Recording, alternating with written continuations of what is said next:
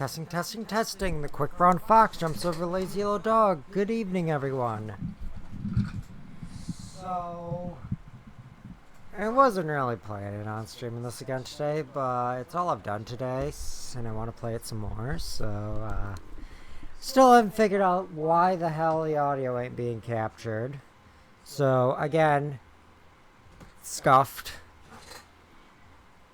But I also sadly do not have a gin and tonic with me today. Instead, I have Monster the Beast Hard 6% White Haze. Terrible. Do not buy them.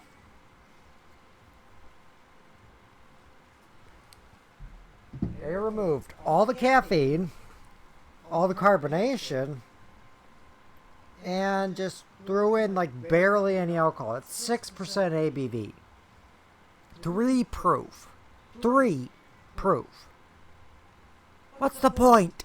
It just is bad, and it's huge. The damn can is 24 ounces. 24 ounces.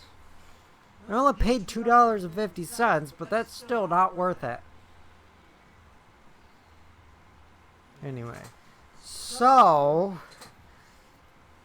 what I'm hoping we can do, because I've gotten all of the beginner series done, all of the amateur series except Supercar Nostalgia. Well, if we take a look at my garage, it's just for any car made before '79. Well, I've just tuned up that Corvette convertible. It's not quite as powerful, and apart from that, you know, nothing of any good. I mean, the Europa with, you know, $40,000-$50,000 of tuning, yeah, sure.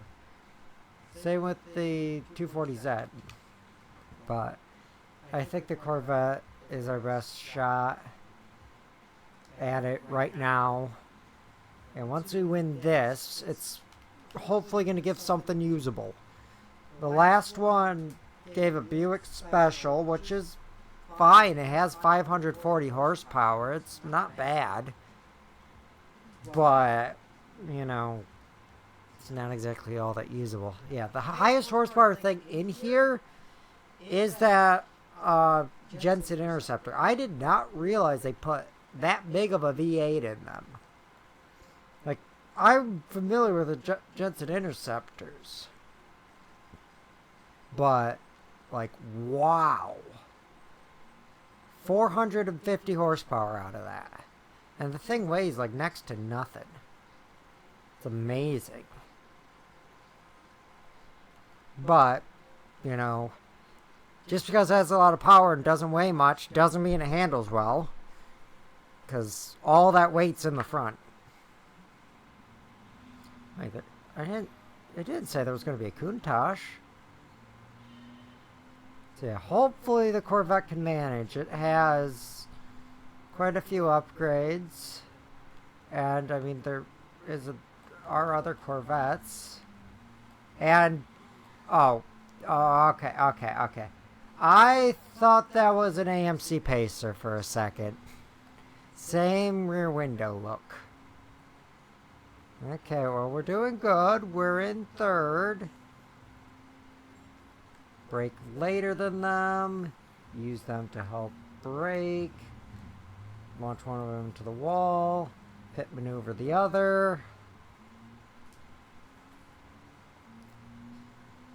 Countach would 100% kick our ass, even with all of our upgrades. I mean, just, it should have more power. It has more torque, I believe. I'm not too familiar with the base model Countach's specs. It's got much better weight distribution, much bigger tires, lighter rims, because this thing has steels. Well, the Countach came with, I believe, magnesium or alloys. I'm not sure exactly if it was just a magnesium rim or an alloy. I do not like... I mean, magnesium rims, they're very light and they're pretty nice. But, oh god, they are so difficult to clean. And plus, you know, they aren't exactly the safest things in the world. You know, their crystalline structure isn't great. And, magnesium. If you know, you know. Like, plus, I think the modern aluminum rims are stronger and lighter. But, you know, we didn't have that good of technology at that time. You know, yeah, material properties were fairly well understood, but, you know, you're pretty much limited to casting for that kind of thing. While nowadays, I mean, you theoretically probably could, you know, carve one out of a billet, but I mean, you'd be looking at, you know, thousands per rim compared to just cast magnesium. While now, you know, billet aluminum processing is so cheap, and aluminum is comparatively still pretty cheap.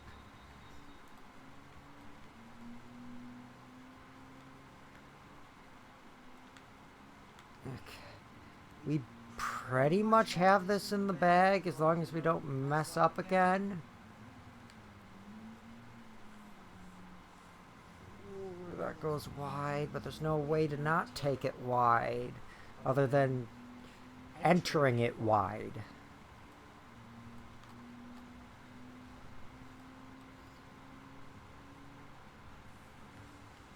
Oh yeah, especially because this is a Corvette convertible. The regular C3 Corvettes have, or C4, I think. Is this C3 or C4? Yeah, this is C4, because C3 is the original Stingray, 63 to 65. And then C2 is everything between the C1 and the C3, which was like 56 through 62.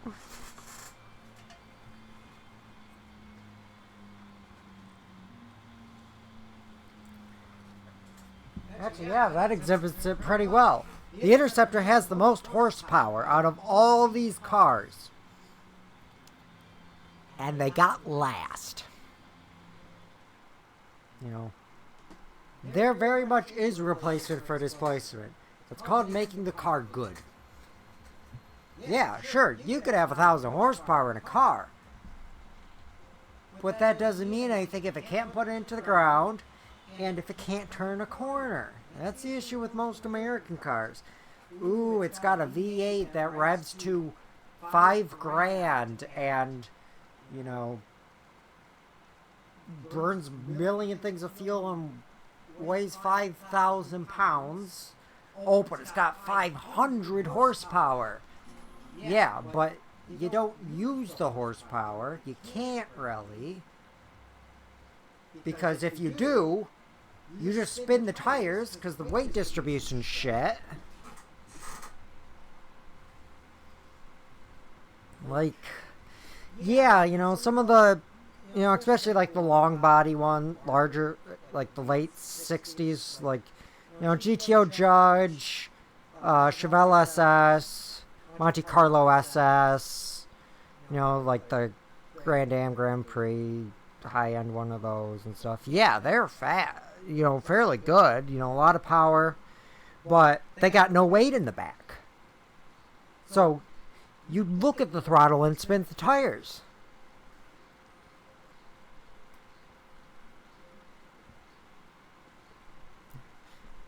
Like, that's why the Corvette, you know, as much as I don't particularly like the fact that they've just stuck with the V... I mean, yeah, the C1 had an inline 6, but after that, all of them have had V8s. I'm like, sure, I understand, you know, that's that's GM's bread and butter. I mean, the small block is one of the most successful engines in history.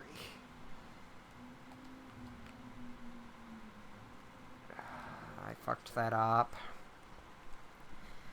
But, you know, a twin turbo, especially on the new mid-engined one, throw a twin turbo V6 in it like they got in the Ford GT.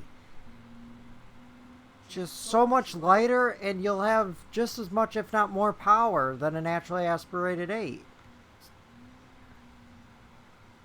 Yeah, maintenance probably a bit worse, but, you know, I don't know, I love those new Ford GTs. Like, when they first brought the GT back in, it was like '02 or whatever. Terrible cars. They got single-digit MPGs. You couldn't really get into them. I mean, you could, but the door, you know, if you're tall, doesn't work. And, you know, single-digit MPG, tiny fuel tank, you couldn't use it. Even for track days and stuff, you'd have to pit just because you've only got I can't remember the exact size. It was like under 10 gallons. My car, fairly reliable hatchback and stuff, 10-gallon fuel tank. And like, obviously, yeah, gas weighs a lot.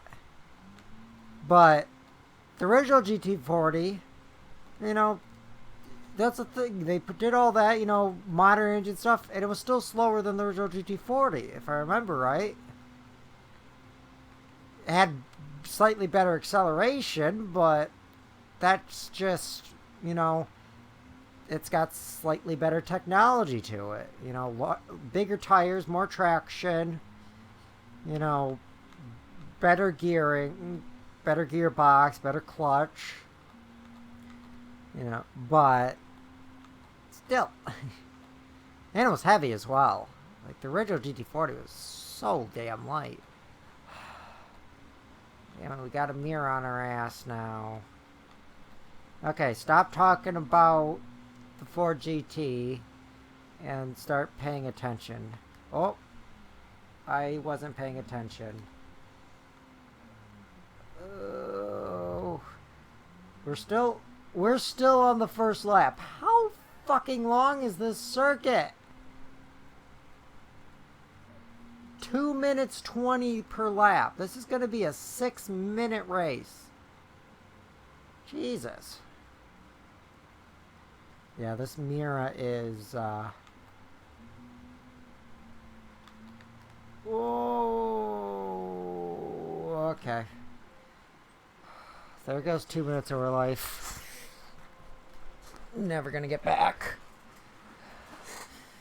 And the thing is, I can't really, because all the standard cars, it's essentially just a casino. You know, you just have to wait for something to pop up and then hope you can afford it.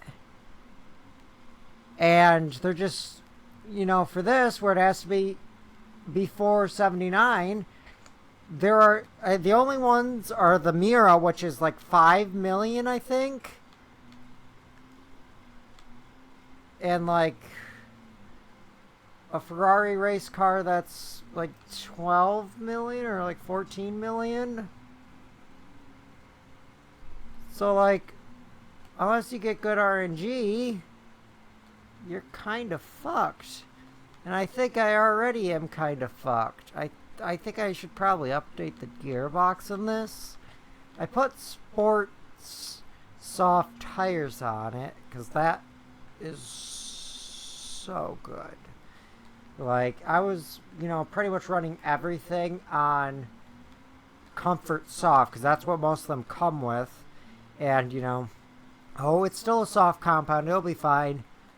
World of difference. You know, I went from barely getting second in one race with with a car to leading by 20 seconds with the same car, same track, same race, everything.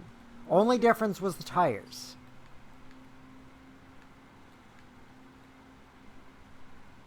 Okay, brake. Oh, why? Why did you do that?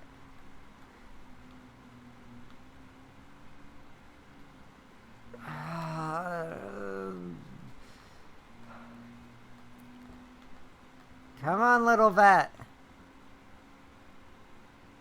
Come on. Break, break, break, break, break, break.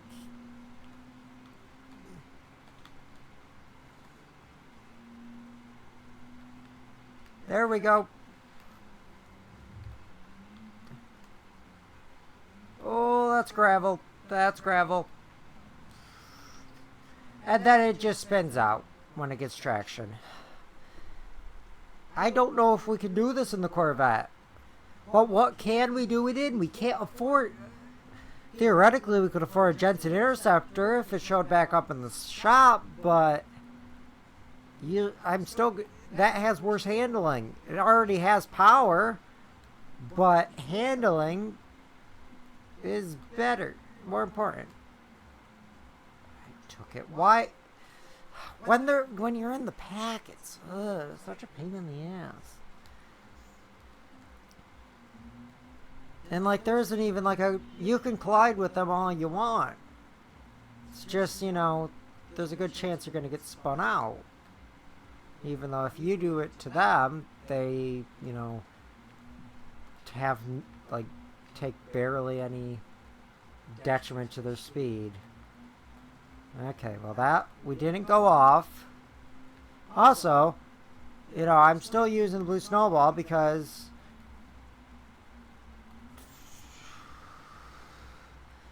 my MV7 has still not been delivered. It was supposed to arrive today. And it's in Chicago or something. Like it was supposed to arrive between Thursday and today. It still is not here.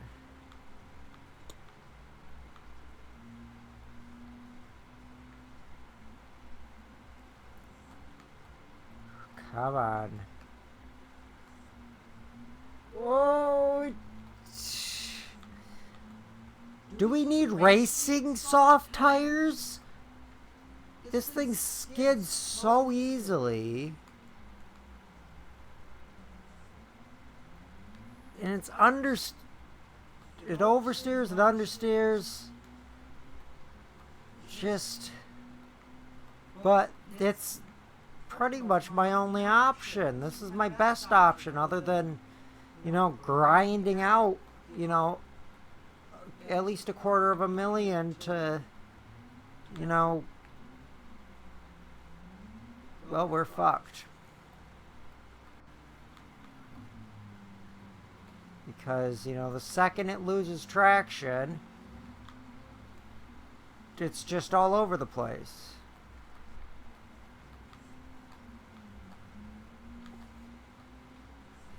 Yeah, I mean, we're still on the first lap. Yeah, I'm giving up on this race. We're going to need a better vehicle. There's no completing it with the Stingray. But we can't get the Mira.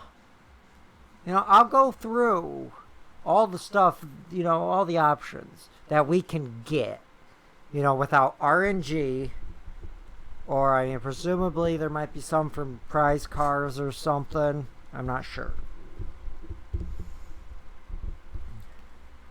Because, yeah, Laguna Seca is not going to really be doable either. So, you know, all it has to be is before 1979. Oh, we can do Sebastian Loeb. So let's go to the new dealerships. You know, Acura, nothing before then. Alpha, I don't think, yeah, all they have, you know, would be this, which would work, not great, 10 million. Okay, so that won't work. Aston Martin, I believe there's the DB, nope, DB5 isn't even in this one. Audi, they don't have anything. BMW, I'm fairly certain they don't either. Yeah. Chevrolet, it's literally just this one and the Camaro, which is worse. You know, even looking at the race cars, they're all new. Dodge, I mean, you've got the Challenger, but that's not much better than the Corvette because its weight distribution is bad. Because the Corvette, the engine is... I think the pulleys for a C3 are above the center line of the front axle, give or take a few inches. The middle of the engine is on top of the axle in that. Okay, Citroën doesn't have anything. Ferrari? Well, they do. I mean, there's, you know, the 512B, that would work. 100 grand. I believe, yeah, I mean, that would work. 20 million. Neither of those would work. Those are all modern. God, this game lags too much. Oh, yeah, there's the Mustang Mach 1. Same issue as the Dodge. Mark 4, 20 million.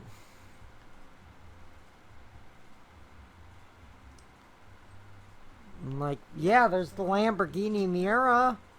15 million. Lancia, no. Lotus, not new, no. Mazda, no. McLaren, no. Mercedes, I don't think, yeah, they don't. Or no, they have the 300 SL, 237,000.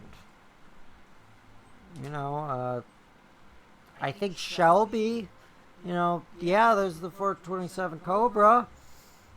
530.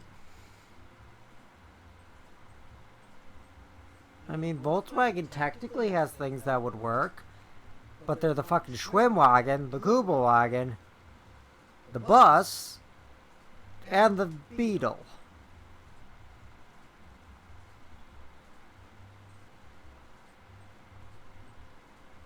And that's it. I mean, there is... Art Morrison has the 60 Corvette, but that's $750,000, and I'm not even sure if that would be allowed to participate. Because, like, look at it. Look at the stats. They aren't there.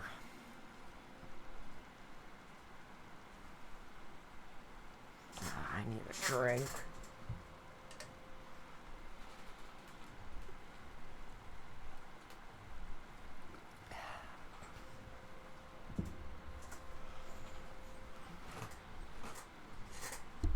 Yeah, I mean, there's just nothing here I can use. Because it's all... I mean, yeah, I could use the Beetle. It's not going to win. Corvette doesn't win. Same with Carmen Ghia. So it's... I mean, the Mini Marcos could. Theoretically. But it would require probably about $250,000 upgrades. Not going to work. Now, there's nothing I can use for the more modern ones. Like, there's a Ferrari Cup.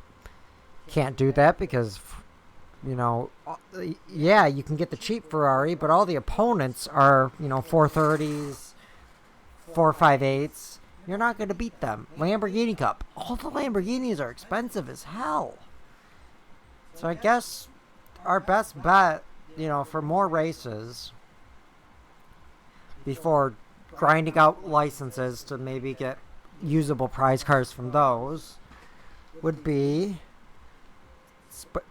80 Sports Car Cup, Japanese Sports Car, because I don't have my RX-7. I have this Mugen Model Civic, which, yeah, it's front wheel drive, but 225 horsepower, which is fairly good for a 1.5 liter engine. I mean, my car has a 1.6, and I think it puts out like 100, if that. I mean, it's almost 20 years old now, so a few of those horses have probably died. Horses don't exactly have a long lifespan. But yeah, only 890 kilograms. And you pretty much can't upgrade it. It has all the upgrades, essentially. You know, fully adjustable suspension, you know, stage 3 turbo, max weight reduction. So there's nothing I can really do to make it better other than because it's on, I believe, racing hard tires. It might be sports hard. If it's sports hard, I probably will change them to sports soft. Yeah. I think, I'm not confident, but this probably just gives the AE86. It makes sense, but an AE86 isn't going to be much of any benefit. But we'll get some money, and it has to be done anyway. It's part of completion. Why is there? Oh yeah, the Miata was introduced in like '89. It just feels weird with the '80s and Miata, because I mean, you compare it to the '89 Pontiac Firebird, which is, I'm much more familiar with the GMF body than, you know, anything else. And, you know, they changed the nose a bit. It does not look modern. The Miata looks pretty damn modern. And that was on the market at the same time. It goes to show that, you know, in the 80s, American automotive design kind of went to shit. I mean, in the 50s and 60s, I mean, you had some great designers. And, I mean, there were still some pretty good designers in the 70s and 80s. But more and more, things were designed by committee. And that kind of continues to now, where everything's an SUV, because an SUV is legally a truck, which means they have lower crash test regulations and lower emissions regulations, and it's harder for other imports to compete because there is a tariff on I believe the wording, it's from the chicken tax, is a non-passenger vehicle. Legally, a truck is not a passenger vehicle.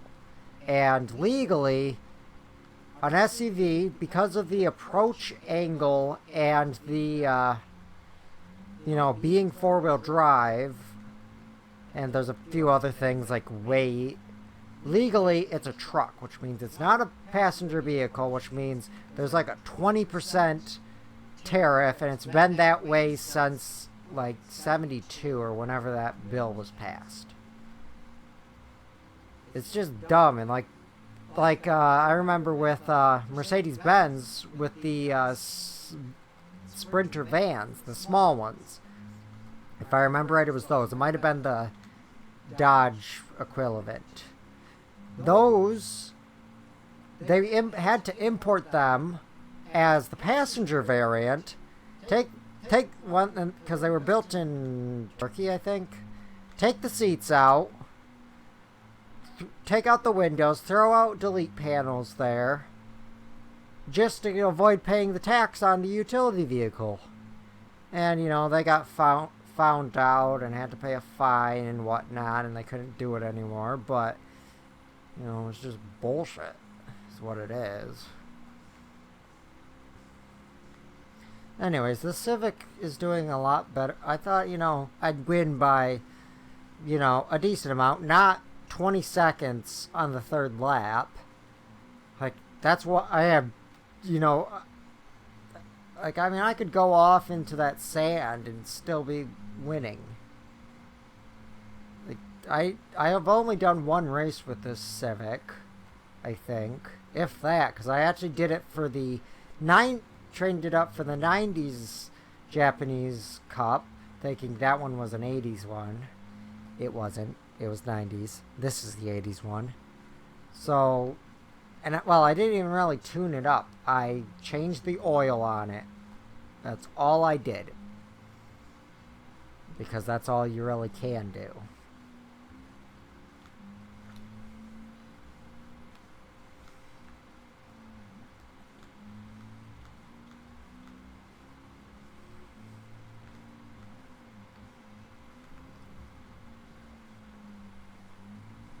Okay.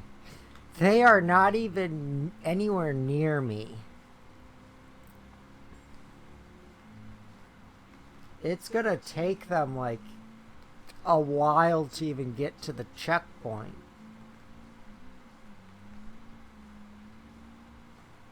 Jesus. This Civic is very good. I think I got this from all bronze in the A rank license, so I should probably do the licenses, because it's just they take a while. 30 seconds. And that's not even from, you know, on the lap. They haven't completed the lap yet. I'm not going to be able to lap them or anything.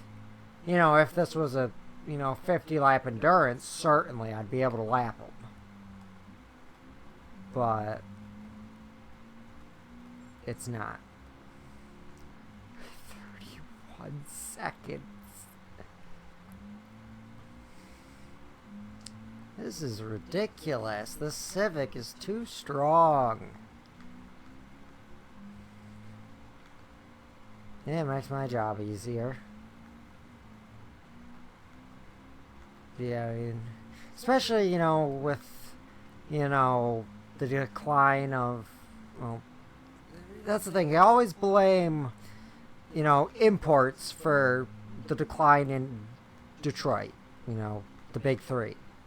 But, yeah, I mean, it started it in the 70s with the fuel crisis and stuff, which were all just because, you know, warmongers wanted to warmonger, and because of that, you know, OPEC sanctioned countries that were allied to the warmonger.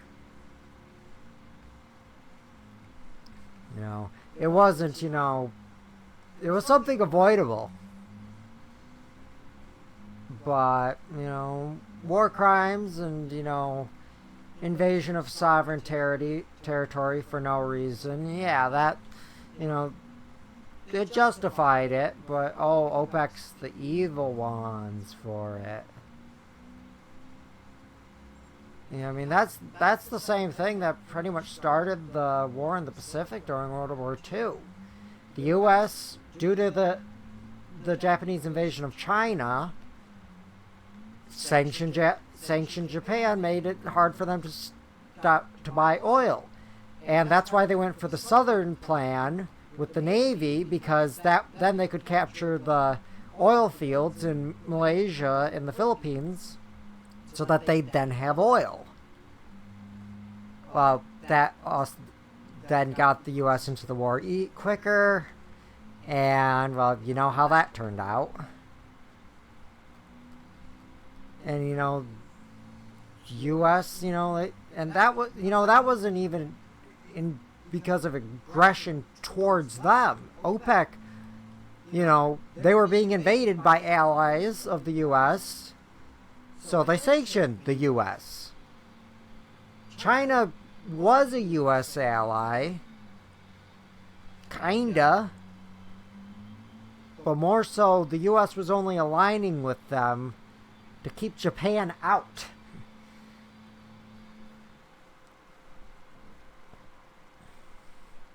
And then, you know, the Chinese Civil War, yada yada yada, all that. But just, you know, Detroit declined, or the big three declined because of their own bad decisions. Not because of imports or, you know, anything like that. It's just that the American cars got worse and worse and worse.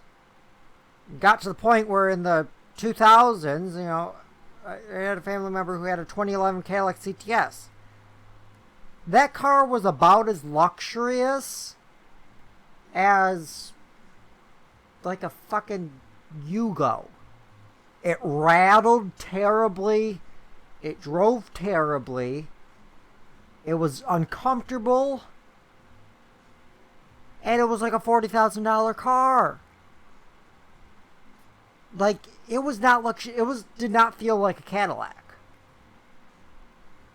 Like, I would rather a Yugo than a 2011 Cadillac CTS base model. I mean, a CTS V, maybe, but only if it's the wagon, just because it's neat.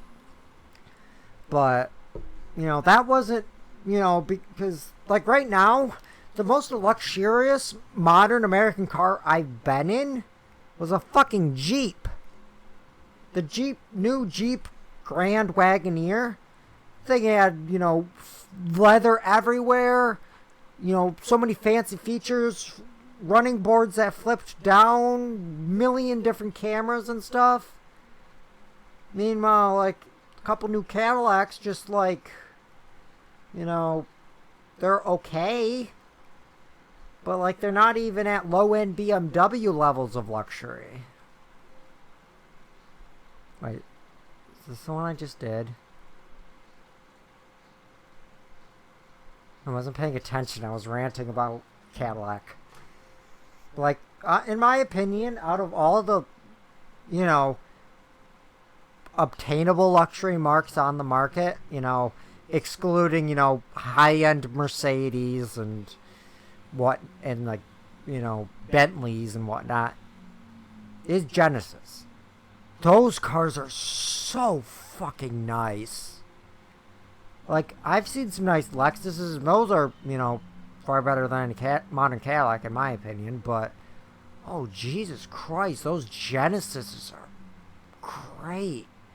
Like, second, in my opinion, only to Mercedes.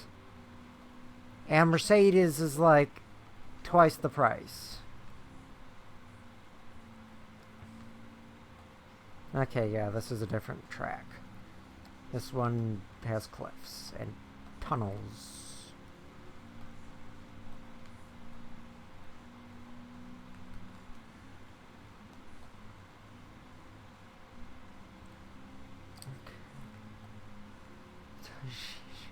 Why are there so many 5-lap races in these later cups? Like, they're fine. It's just tedium. When you're almost a minute ahead of the opposition, there's no... I mean, it's the same with real racing, yeah. I mean, if you're, running NASCAR at Daytona, and you're fucking lapping the people in the back of the pack, like, that doesn't get you declared the winner automatically. You still got to continue the race, but, it's still kind of boring. Especially because, typically, races don't last 6 minutes. Yeah, if they have 5, 6, 7 races in a day, yeah. But, like, these cups are... And, like, there's no spectator... I mean, I guess there's some spectators, looks like. And at least this one isn't 2 minutes a lap. See? I spun out there. Completely. It's not going to change anything. It just means that this lap time is going to be a bit slower. Let's see. How many seconds ahead are we? Only 8. Down from, what, like 15, 20?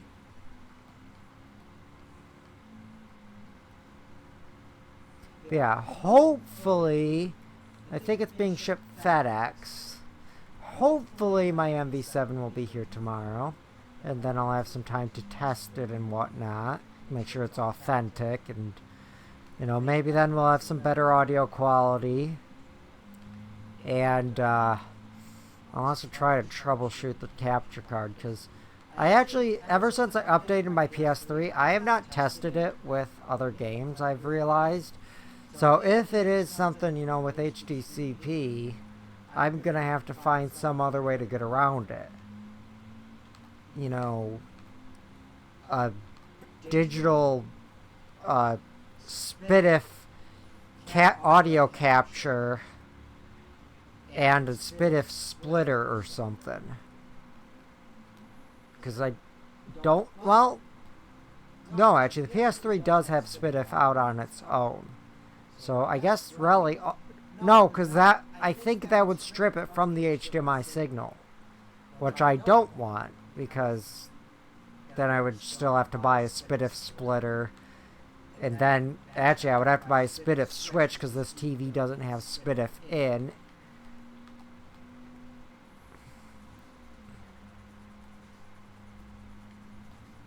I don't know. I have to troubleshoot. I mean, if I had a good capture card, not cheap $10 Amazon one, then it'd probably be fine. But I don't. I can't afford an Elgato. Those things are expensive. I'd much prefer one. Especially because if I don't use a standalone splitter to, you know, get rid of the delay, because if I just use the pass-through on the capture card, it adds, you know, third a second of delay. So I have essentially daisy-chained switches and a splitter, which also strips the HDCP. And that adds nothing. Like, it might add, like, half of a millisecond. It's not noticeable. At least I haven't noticed it at all. But since I have my Switch, the PS3, and the 360 hooked up, you know, I have two into one switches. And then, you know, they all go into a 1-to-2 splitter. Or, oh no, my controller's battery is dying. Which then sends one to the TV and one to the capture card. And I'm not sure where the pass-through to the capture card from the capture card goes, actually. I still have it plugged in. It might go to the TV in just a different input. I don't know. Actually, yeah, there's actually quite a few things in, because, like, my Switch is plugged directly, right, yeah. Okay, I'm pausing the race for a second. Yeah, my Switch is plugged, how do I have that? Yeah, that white one, I believe, is my Switch. And that's going straight in. But in that first Switch is also the Switch and the 360. So what is that? Is that just not connected? Because my TV is a different cable. Yeah. I'm gonna have to do some cable management and figure out where things are.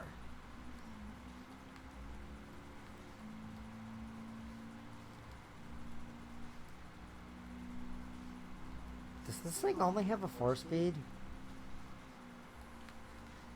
And yet it, you know, is going this fast? I mean, it's only... No, okay, it does have a 5-speed. I was going to say, it accelerates good, it's got good top speed. Yet it only has a 4-speed? Nah, it's got a 5-speed. I really wish I knew why there was that flashing thing, because, like, sometimes it makes sense. Okay, you're about to downshift for the next corner. You know, it's like a pre-selector thing, or like a shift light that's, like, timed to the track or something. You know, programmed. But sometimes it's like, you're in third, it's blinking third. Like, you want me to shift into third from third? What, just push the clutch in, take it back out?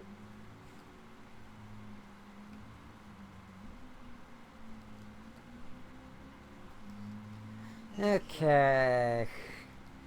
They aren't even to the same section of the track.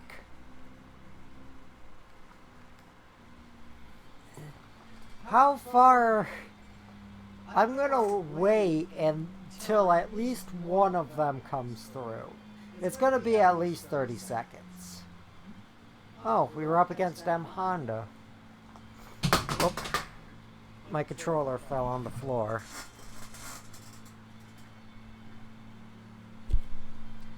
Oh, I think it took so long that that or accidentally hit a button. I think there's one more, or is it two more in this cup?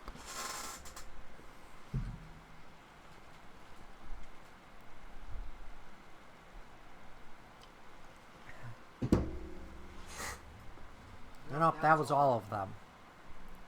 Well, that's that one down. That I need to buy a modern Corvette for. You know, that's just the best thing for it. That, I don't know. Maybe a modern Corvette with tuning.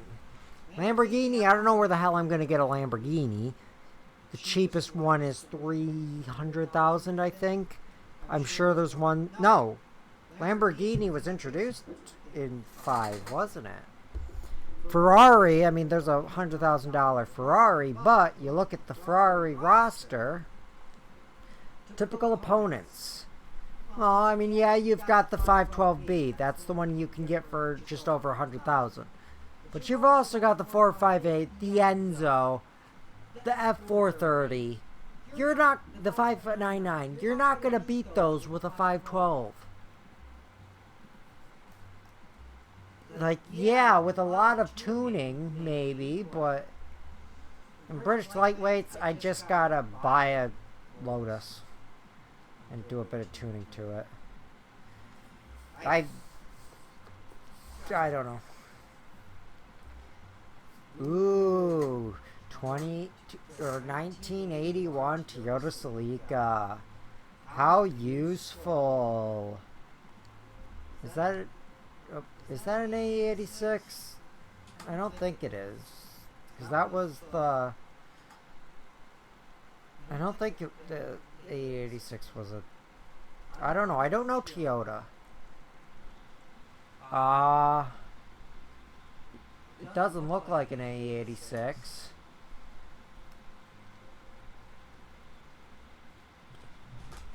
Light beige.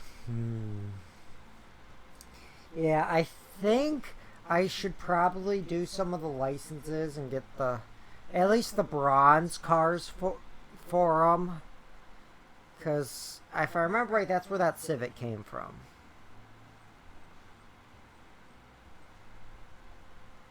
Because, yeah, I mean, what do I have that I can do? You look at the Expert series, all these require 400 or 500 horsepowers. You know, there's, like, Japanese, I can't even look at that one. Okay, mid-engine rear-wheel drive sports cup. Okay, I have a few mid-engine rear-wheel drive cars. They're all about 500 horsepower. And they're all modern ones, you know. I could probably tune, like, a Lotus or something, but it's not gonna be as good. And like used cars, these are all RNG. Like, that's why I want Gran Turismo 6. I just can't find a PS3 copy of Gran Turismo 6 to save my life. Yeah, I mean, ooh. Where was this when I was doing the K-Cup? It's in blue. I want it. I love the Honda City. Does it come with the Moto Compo? They don't even mention the Moto Compo. If it comes with the Moto Compo, I'd buy it. Even if you can't drive it. But there's no interior review anyway. Yeah, there's just... Oh no. This is, yeah, Dodge Neon. I don't know why they don't call it the Neon SRT4. It's a Neon SRT4. Which, you know, if I got that at the start of the game, that would have been a good starter car. You know, 212 horsepower for 17 grand. That's not that bad. But at this point, there's not that much use for it for me. As for, in real life, those are great. Those Neon SRT4s. Oh, and 98 Alpha. Where was this when I had to get an Italian car? That'd have been a bit cheaper. Mazda 2. Like, there's just... It's all RNG. I guess... I don't know what I can do for a lot of these cups. Like, I can farm out money for a few hours, but amateur series... It has to be before 79. And that's all it has to be.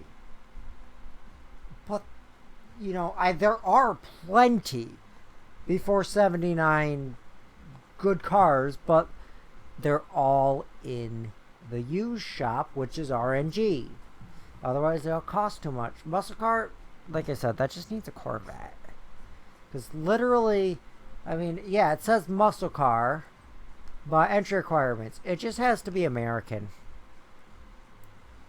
Like, theoretically, you know what? Let's just take a quick look at the typical opponents. Yeah, we're going to need a modern Corvette for it. Everything's about 450 to 500. And then that could probably handle Supercar Festival as well. Expert Series. This one, theoretically, because they're only about 1 to 200 horsepower. But, oh wait, the Mini Cooper counts? Oh, this might be easier than I thought. Like, I could just use that, but I don't, because that's 191 horsepower. That's more than quite a few that are on here. Actually, most of them, but... Okay, so that is probably easier than a lot of the other ones. Stork Racing Car Cup, though. Wait, let's just take a look. Okay, yeah, you got fucking Toyota 7 with 788 horsepower. Oh no, there's no restrictions, I guess. No, there's some restrictions. What is the restriction? 1979 or earlier. Okay. So that's the same as the supercar, except even more difficult. And we're already struggling for that. But yeah, and let's just take a look at the tuned car. Oh, that one's 5 race long. Typical opponents. You're all looking at 600 horsepower. And that needs 20. I guess really the only thing I can do is do the licenses and maybe grind out some more of the special events, try to get higher ranks in them. Special events in general give pretty good money. Like, let's just take a look at the intermediate Nürburgring ones. Okay, so it's just the same as the last one, but faster. Sector 4 is the easiest. And we're getting 20 grand if we get bronze, and, upwards of 40 if with anything else. Like, the game's both easier and more difficult than 2 in terms of balance, because in 2 you're getting only like 2, like if you're winning maybe up to 10,000, but the most expensive car is 1 million, and that's only like race cars and stuff. The road cars are all a lot cheaper. Plus you're getting prize cars from every race rather than every championship that you then can sell for however much. You know, some of them are like 250. Oh. Why is there a traction control symbol? Is that tire wear? Water? What's that? I've never seen that. It's at 0%. I have 0% traction control. Oh. Bronze on this is fairly forgiving though. Yeah, this is a bit more difficult than it was with the gull wing. Well, I mean, this is still a gull wing, but you know what I mean. The original SL. Oh, Jesus. Okay, you know what? I'm just gonna grind these out off stream because, I mean, no one's watching the stream anyway from the looks of it, but, you know, no one wants to watch, you know, just throwing myself at a track over and over just to get money. And that's pretty much what this would be. You know, trying to get gold. Because gold's going to give, like, a total of, like, 80 grand. Because it also gives silver and bronze. Though it's not repeatable.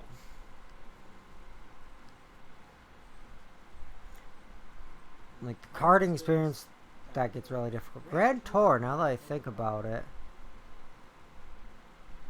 That one's not too bad.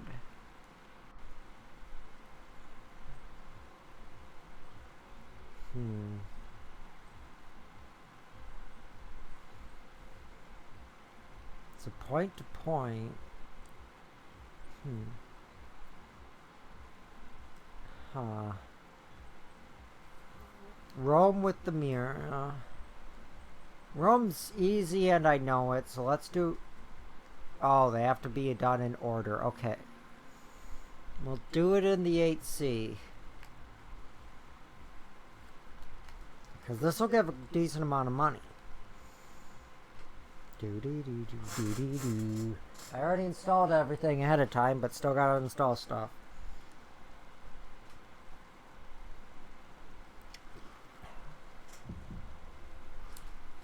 Or I guess maybe I just... No, because it said install all the cars and the tracks. Okay.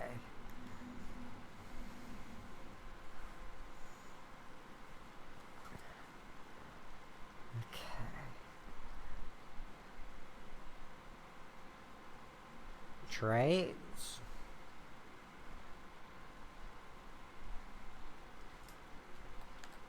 Start.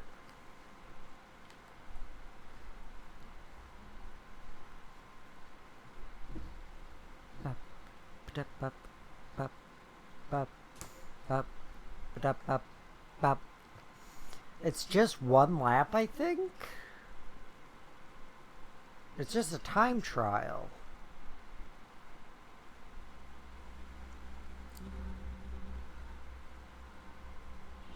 Yeah. One lap.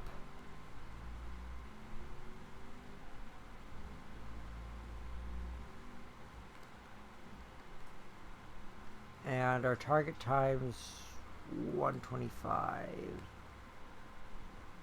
But we only have to do these. Wow, this has very bad traction. Oh, Jesus. I have not even... You know, even in cars with, you know, comfort medium tires that I put, you know, a lot of upgrades in, I had more traction than that. I mean, yeah, it's 450 through the rear wheels. But jeez. Yeah. Okay. I'll just grind these off on my own time because they're designed to, you know, keep doing them and keep doing them. Compared to the races where you can do it to get more money and stuff, but it's not the main point of the you know, stuff. Okay.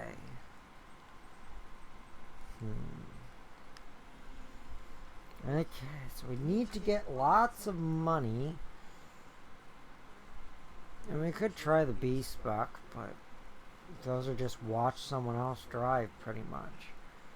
I've done all these except the Supercar Nostalgia, but there's nothing I can really do on there. I guess I have 91K. I think I can buy a decent Corvette. Let's take a look.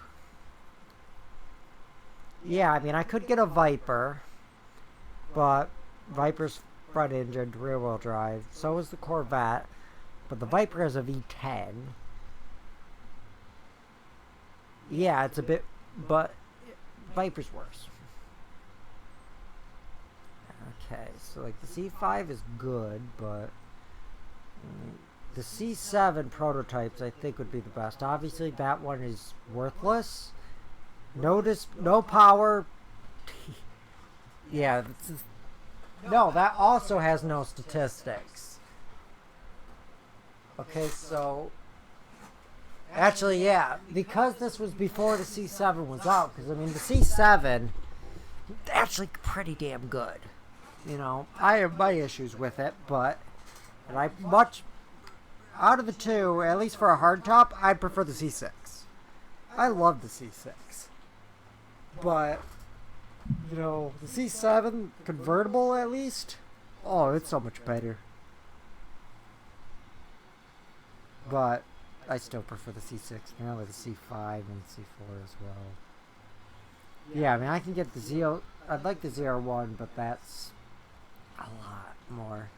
Yeah, I mean, it starts at 503 brake horsepower.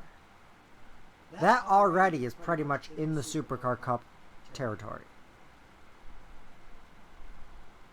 So, it's the best option. It's the most bang for our buck. It'll work for Modern Muscle Car Championship. Ooh, what color? Machine silk. Well, it's not the ZR1 though, so it doesn't have the little plastic window showing off the plastic. It's just a piece of plastic that shows off more plastic. It's funny. Oh.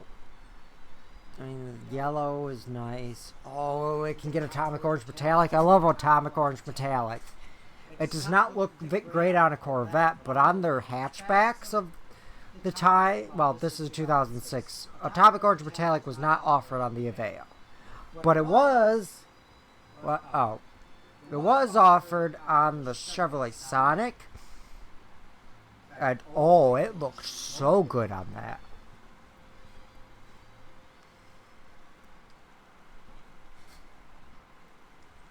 Like, I love that color. It doesn't work on every car. It works better on more angle designs. Now, let's see. I mean, I can throw myself at Laguna Seca in the Corvette.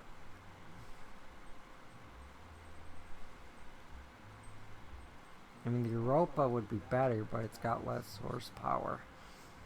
Yeah, fuck it. Let's try Laguna Seca.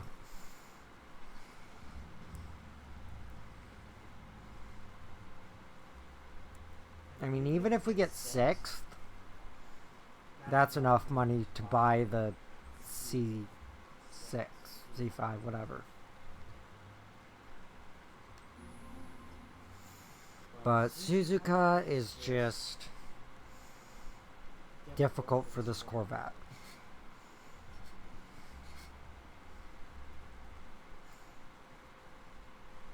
So, hopefully I'll get something good, either as a reward from something. Yeah, even if we get 6th, that's like double what we need. We just have to get at least 6th. So, you know, I'm not going to quit out. I mean, it's not a bad, you know, there's one Countach, that's good. One 512, that's bad. Oh no, there's two Countachs, okay, not great. 512, but Interceptor's bad. A couple other Corvettes, but they're not going to be as good. Oh god, there's two 512s. Oh. But one of them's a C3 Corvette, which shouldn't be much of a difficulty. I suck at Laguna Seca though. I mean, it's easier than the PS3 or the version in Gran Turismo 2 because you can actually see what you're doing. There's no render distance issues. But oh, it's a good track. But it's so technical. Especially the corkscrew. I mean, the corkscrew in Gran Turismo 2, the physics, because of the physics, are wonky. It's terrible. Here, it's not as bad, because you can actually read and stuff, but, you know, it's still difficult. It's a difficult track. I'm going to drive this Corvette off the road.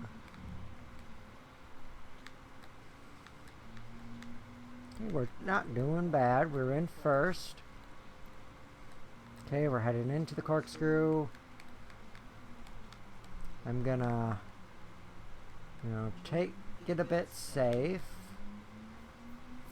Now, I'm surprised this corkscrew is, like, still allowed. Because, like, don't they race IndyCar here?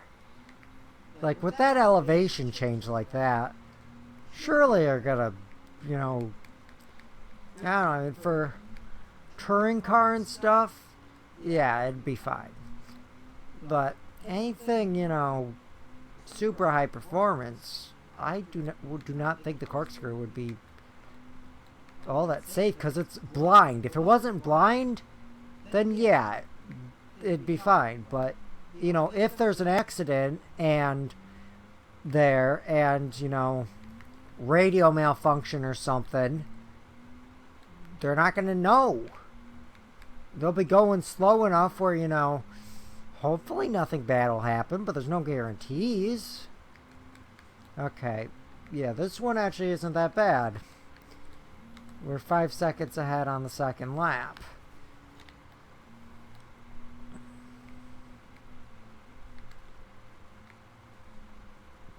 Corvette is good. But most of that's down to the weight distribution and the tires. Honestly, it's probably mostly the tires. But also just, you know, it corners right. Like, you compare it to, like, that 4C, for example. It's fishtailing all over the place because the weight distribution is terrible.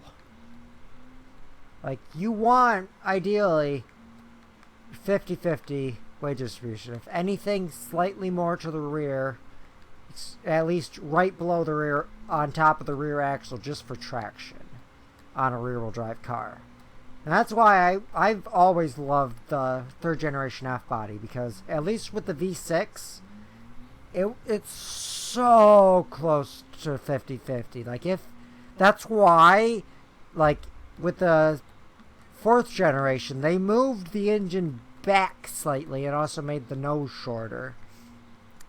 But they made the dash a lot, like, it's a good 3-4 inches more dash and windshield. But that's just because they moved the engine back.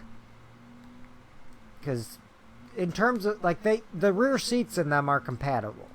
Like, they are, third and fourth generation are very, very similar. I mean, yeah, there's some differences, you know. Fourth generation were all fuel injected, I believe.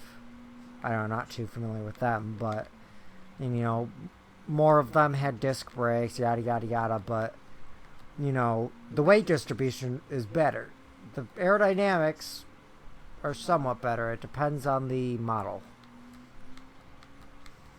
I think for base model, it was better, but for the one with the Ram Air, it wasn't the Formula, it wasn't the Trans Am, whatever the one that had the Ram Air in, just because of the big Ram Air hood scoop that doesn't really have much benefit, it has much more drag. But, you know, the fourth gen was very good. I know someone who owns one. It's only a Formula, I believe. It's not a Trans Am. But, you know, yeah, it's only got the LT engine, but it's a damn good car. Oh, it also has the issue where it has the T-tops. Those just add weight and ruin the stability. I do not like T-tops. They're better than a Targa in terms of stability, but I still don't like them because they not only does it reduce rigidity, but they leak, and especially with the ones on like the 3rd and 4th generation Firebirds, they are made of glass, and I think you can figure out how that turns out. It's better than fiberglass, because the fiberglass ones kind of get brittle, but still not great. I mean, theoretically, we could just grind out for the Z28.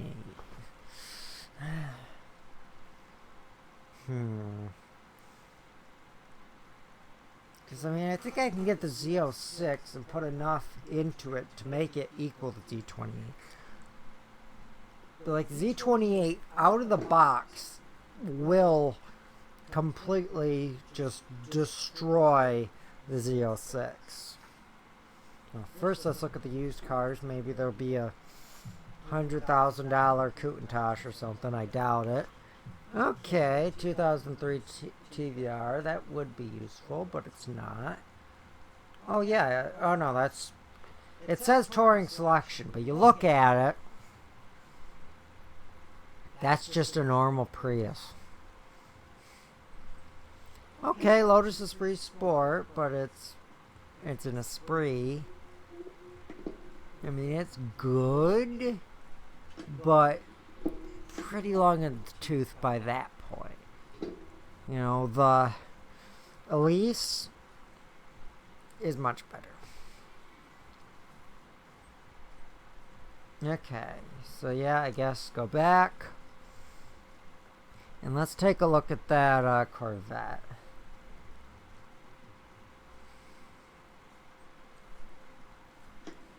So, the Z06 is 94.5 and is okay, so it's only a rating of 30 difference, and it's over double the cost. Or under double, actually. 503 horsepower, though, gets boosted to 638, and weight is 100 pounds more. It looks better. It's got the plastic that shows off more plastic and everything. And you know, the cool side. But honestly, yeah, the Z06 with upgrades is going to be better. We can get to that, or at least close to that same horsepower. Actually, oh, because it's got a supercharged engine. Well, this is naturally aspirated. Well, we could throw a supercharger on it if we wanted to. But there's also the G7. Wait, huh? 7 liter.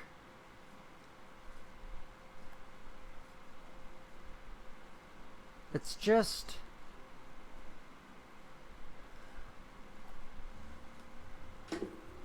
I mean, because that's what the... I don't know LS's. But 7 liters, that's got to be about... like equivalent to like the 50, like a 504. That's a big engine. I did not know because usually the Corvettes were all small blocks. I mean, yeah, there's the 428 Stingrays and stuff, but they're heavier, and this is light. Well, let's buy it. And we're gonna get it in Atomic Orange.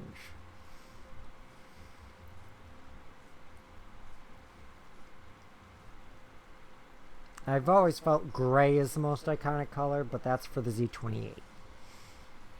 Not for the Z06. ZL6, I'd say it's probably yellow. That, if I remember right, was the one.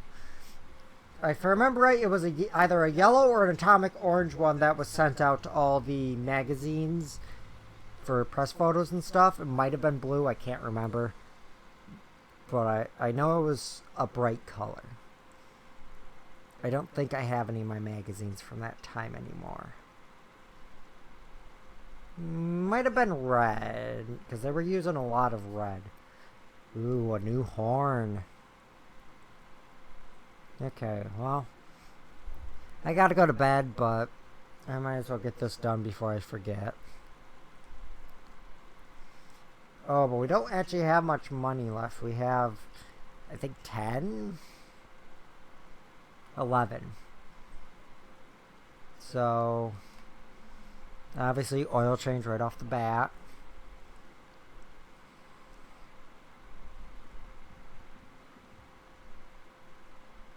You know, I wonder if that brake, that duct by the rear wheel is actually functional or not. Because it's an American car, so you never really know if it's just decorative or not. Aero kit, oh, it does have a front splitter. It does nothing. It has a rear splitter, again, does nothing. Okay, that does improve the handling. I mean, I like that. That looks good from the, like, a third view, but oh, as you get towards the back, it looks terrible. But that is the stock wig. That, I'm fairly certain the Z06 would have come with that wig. It is half of our budget. Oh jeez, I still have like half of this alcoholic monster.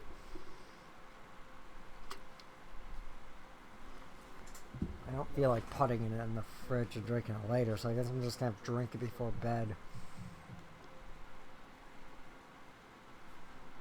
But yeah, that costs just as much as a new car for barely any benefit.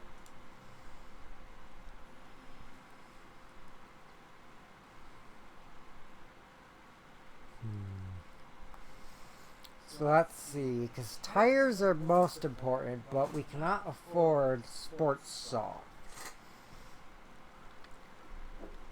So I might wait on the tires. I'll probably grind some more out tomorrow.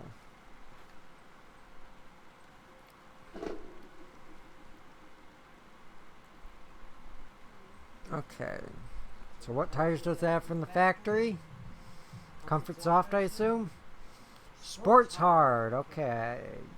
Not great, but I think that's what that Civic had. With our limited budget, first things first, let's just see how much it gets boosted with a turbo. Oh, we can't get turbo. We can get supercharger, but it's very good, but it's very expensive. Okay, so let's just get the cheap ones we can do off the bat. Racing air filter, ups it by 10. Not realistic in the slightest, but sure. Sports catalytic converter, ups it by 8.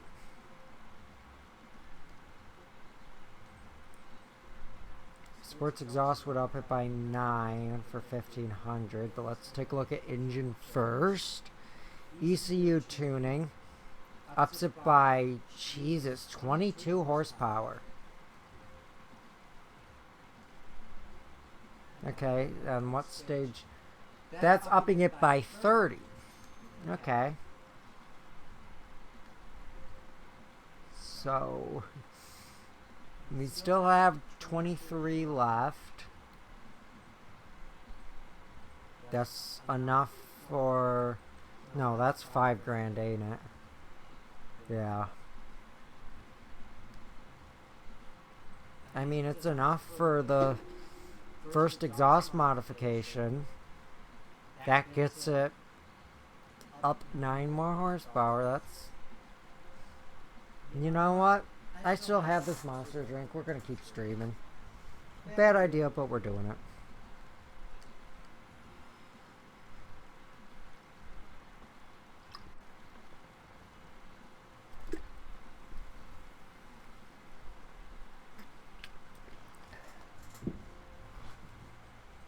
thing's not even half empty.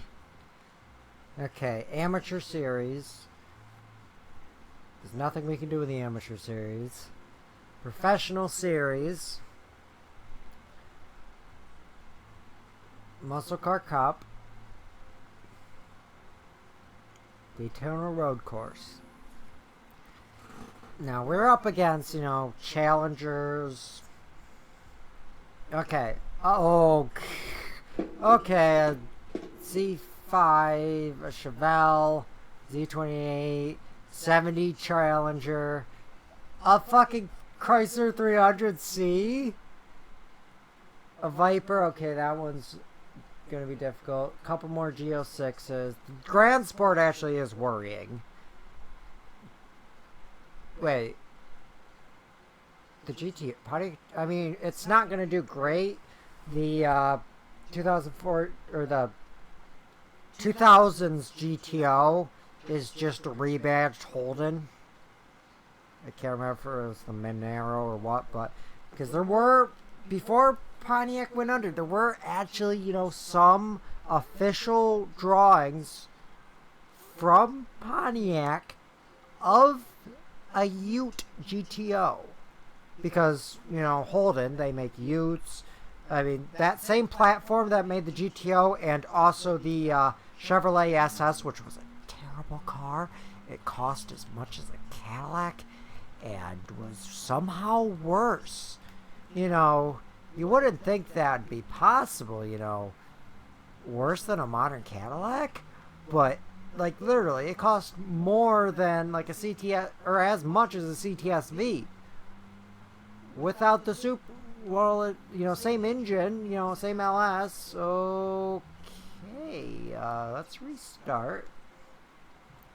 But it came in sedan, or alongside the coupe, it came in sedan, wagon, Ute. I'm sure there's more that I'm missing. People forget kind of look over the Australian automotive industry, and I understand why. It's very, very,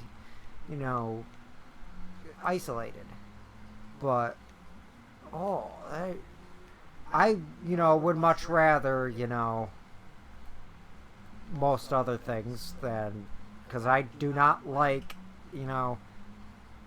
a big V8 in the front with bad weight distribution. And, a live, non-independent axle in the back. I do not like non-independent rear suspension. And bad weight distribution. I mean, the new GTOs weren't actually that bad. They weren't great, and in my opinion, they weren't GTOs, but they weren't bad. Okay, we're 2 seconds behind the Viper. We don't have this. Well, no, actually, we are quite a bit better than them, actually. Oh, no, that's not even the Viper. That's the Gran Sport. That goes to show how good those 90s Gran Sports were. Those were such good cars. I've never driven one, but I've seen quite a few at car shows, and peak of the Corvette. If I had to choose a Corvette, to own, it'd be one of those, I'd say. Yeah, I'd much either that or a C1, but I'd never be able to use a C1. Yeah, I'd prefer it just because that Blue Flame i6, I love that engine. Is it better than a small block? Fuck no. But it was the GM's or Chevrolet's performance engine of the time. And they used the 6 cylinders in so many. That was their engine at the time. Before V8s became the standard for most things.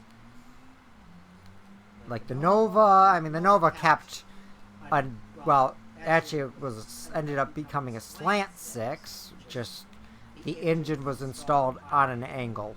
That's pretty much the only difference. like people always say, oh, it's half of a V, and yeah, you could see it that way, but it really depends. All it is, and essentially, is just an angled V6 or inline engine. That's all a slant engine is. Some of them are half of a V8, or half of a V12, but not all of them.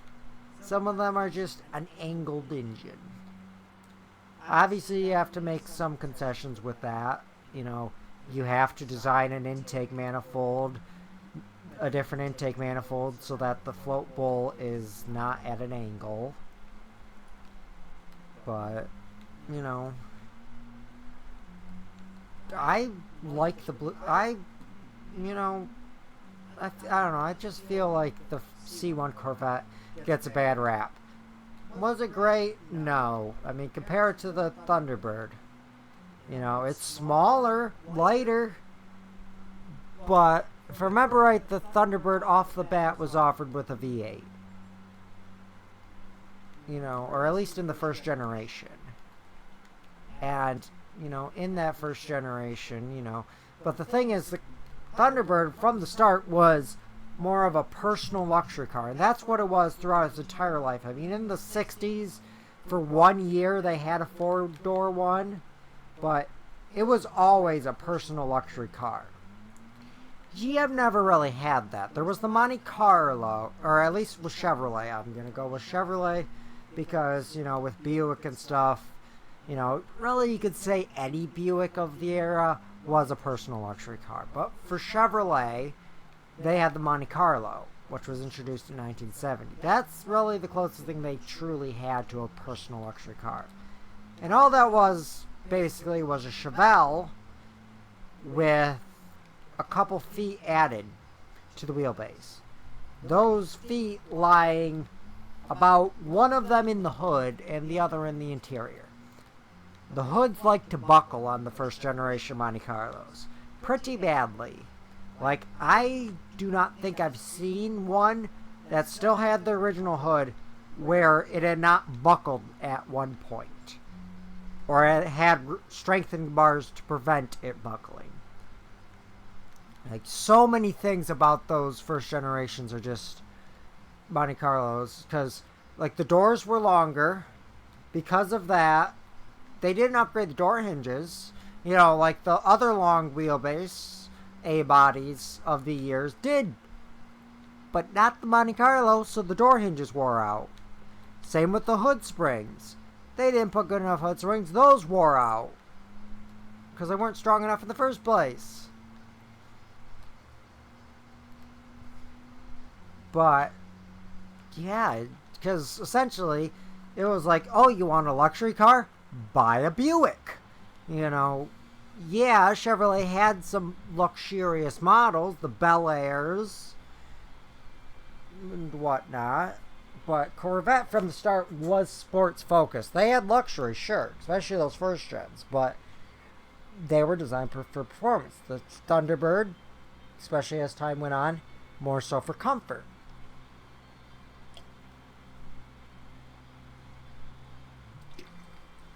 Especially the Thunderbirds, because like in the 70s, I mean, before they went to front wheel drive, in the 70s, I have a friend who had once their first car.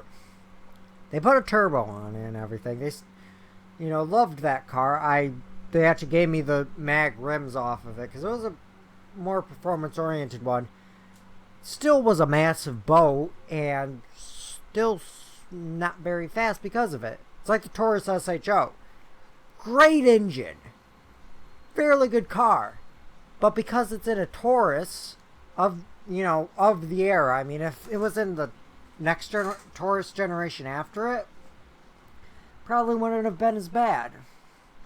But because it was in that generation of Taurus, it wasn't very good. Plus, front wheel drive, it's the same issue with the North Star, except it's a V6, so it's a bit lighter. But, I don't know, the North Star was a terrible engine. I do not want to work on one again. I do not want to own a car with one. I mean, it gets memed about now, but, you know, in GM circles, it's been a thing pretty much since. Just because it's a good engine. You know, front wheel drive V8 with a good amount of power? Sure. But it's big. It's fairly light for a V8. Doesn't have too much power, but it's fine. But the design of it and, you know, being a front wheel drive V8, the maintenance on it, just changing the spark plugs, it's a near impossible endeavor. I mean, it's not, but it's difficult. Compare that to, like, my car. The spark plugs are underneath the plastic cover. They're not accessible easily, but even still, I can change spark plugs in my car in about 5 minutes. Granted, I'm, you know, experienced in that. North Star, half an hour. Well, that's a restart.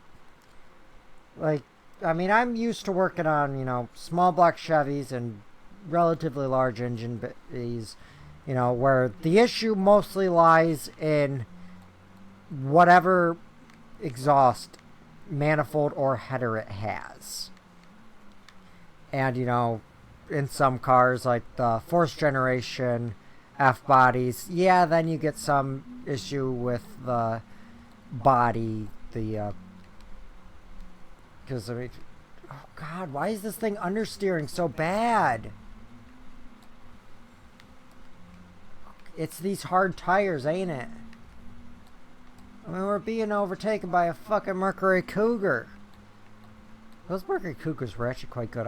I would honestly prefer a vintage, or a vintage Cougar to a vintage Mustang. Because they're just better. They're better cars. Oh, I guess the Corvette's fine with sand now. Especially I mean, there was, you know, the Mercury Cyclone, spoiler, and whatnot. Those are also good. The Turismo. But I don't even like Mustangs. My opinion on the Mustangs is they're good.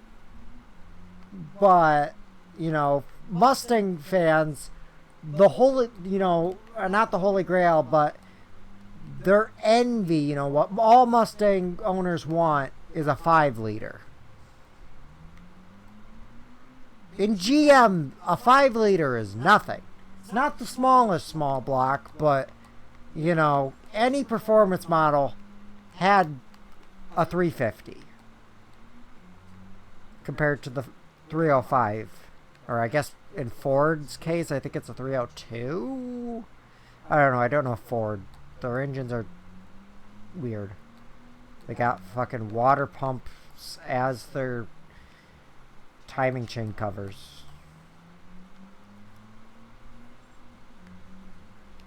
But, like, a 5-liter in a Mustang is a big engine. Which, it's a smaller car, which is good. But you've still got weight distribution problems, and they never really remedied that.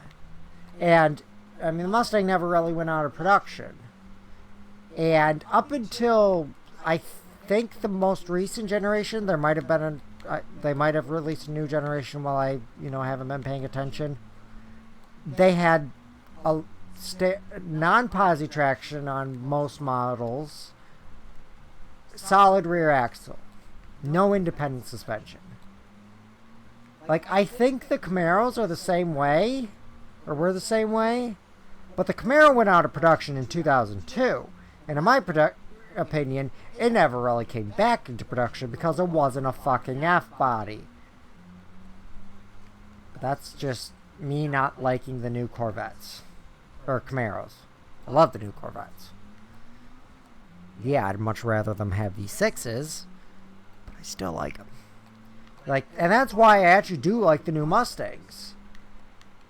Like, I still would not particularly like to own one, but they've put that little 4-cylinder, the EcoBoost Turbo 4, like I think it was a 2.3 liter or something, and it's, you know, got better acceleration statistics than like the 5-liter ones, just because it's so much lighter, and, you know, got that forced induction, and no one wants them because they only have a 4-cylinder. I'd much rather a 4-cylinder than a V8. At least in a Mustang. Just because you got less weight up front. Yeah, in a mid-engine car, like the current generation Corvette, yeah, I mean, a 4-cylinder, if it was a hybrid system like the Honda NSX, oh, that would be so good. But we've kind of gotten to the point where that kind of hybrid system isn't profitable. It's still very, very good. I mean, a LaFerrari or a 928 could whip the ass of, you know, or whatever, the McLaren P whatever, you know, could whip the ass of most cars, whether they be, you know, petrol or electric, just because of their hybrid system.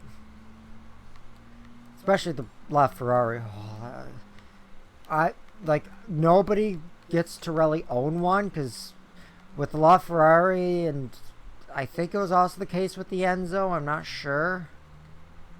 Oh god, I went off the track.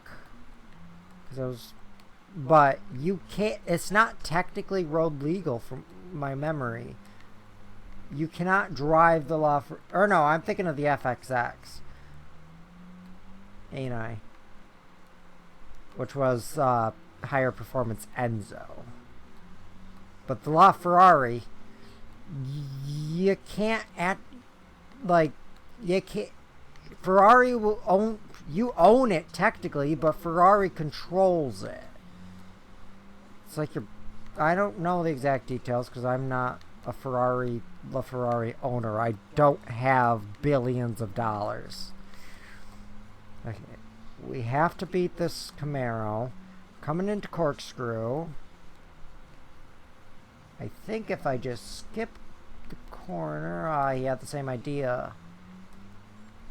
If we can beat him on the straights, if they're long enough to allow for overtakes, or, okay, that's good.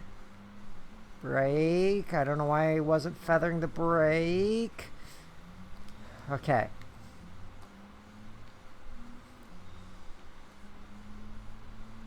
Yeah, I don't know, like, I was at the 2011 Detroit Auto Show.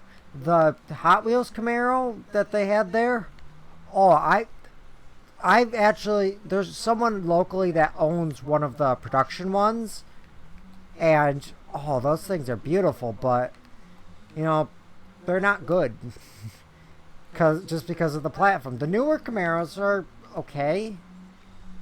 From what I remember, they've put a V6 in them. I think they also put a 4-cylinder on them, so that's good. And, you know, I think the current generation has an independent rear suspension. Independent rear suspension, you know, a lot better. But for the price of a high-end one, you can get a low-end Corvette. And for the price of that, well, I mean, with the current generation Corvette, like with the generation before, the C7s, yeah, they were pretty much, there were better options. With the C8s, though, it's just that people are buying the wrong models.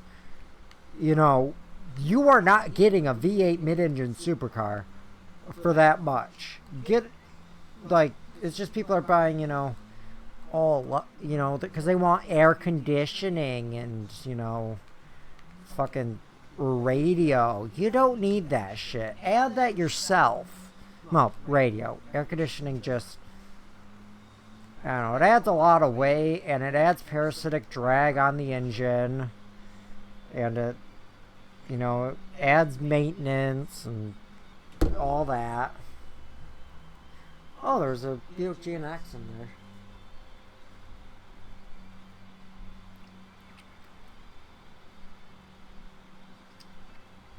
And the Viper came in fourth. That really shows the issue with the Viper. The engine weighs too much. I've never worked on a Viper engine. I will admit that. I don't know, I've seen them, but I've never worked on one. I have worked on the Dodge Ram V10s, which were based on the same platform. They're good engines. Not good for maintenance, though. That's for sure. Ooh. Yeah, those Ram V10s, you know, they're good. But, oh, their longevity. They had a really... All the Rams of that era had a really bad penchant for rusting out. Their rear axle had issues. Their suspension had issues. They got rusty in the frame, which made repairs of like the suspension difficult. Oh wow, a 2008 Challenger SRT8. And that's not bad. I think that'd be 400 some horsepower because it's a 428. Is that the supercharged 428 Hemi in the SRT8 of that time? I can't remember. I don't think it's the naturally aspirated one. But it's not a roots blower. It's a centrifugal supercharger.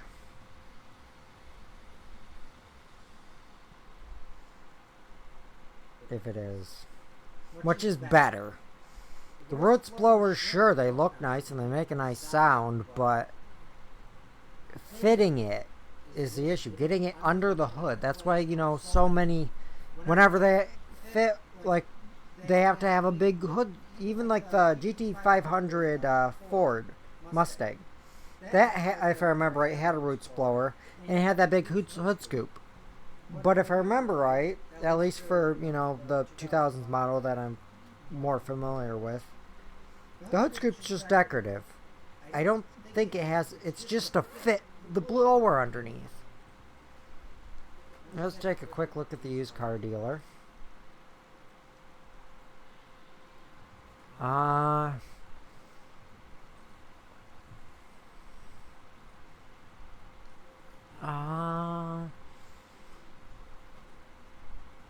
I want it, but it's not useful. Can't afford the Ford GT anyway. An Evo 6 ain't bad, but I don't need it. Same with that WRX STI.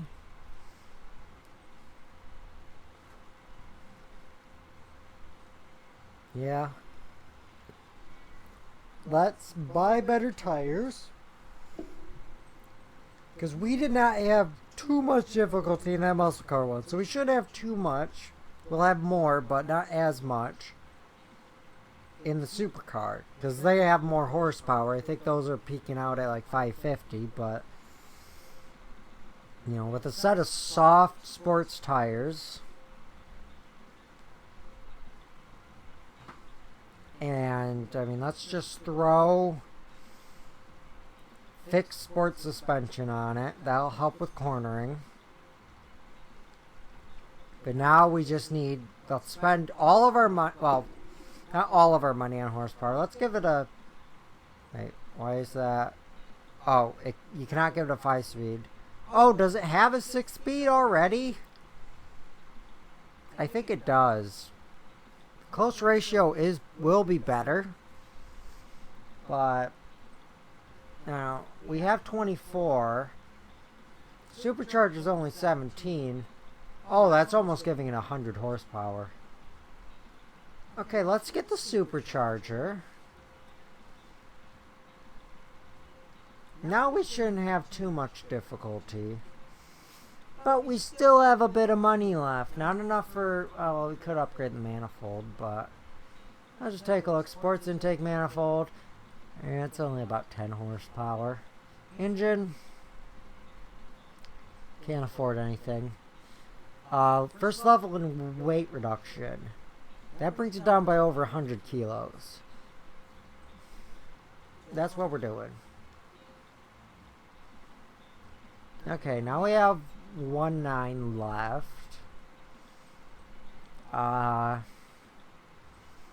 That's enough to upgrade the clutch. And the flywheel all the way. Oh, no. Okay. I think we can do the supercharged car cup. I should be going to bed, but like I said, I still have about a third of a can of this. So, I will be right back. Let me hit the BRB screen.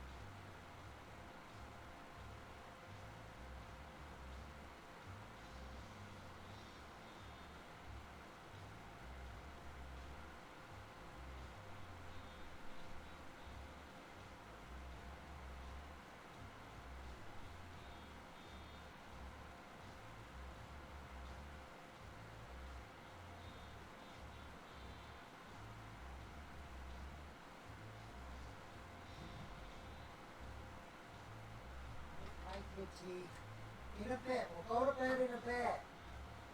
I know. I gotta finish stream. I'm sorry.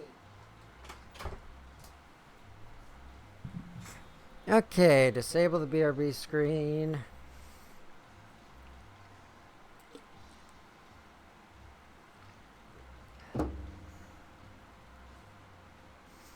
Okay. So, now let us try that first level of the Supercar Festival.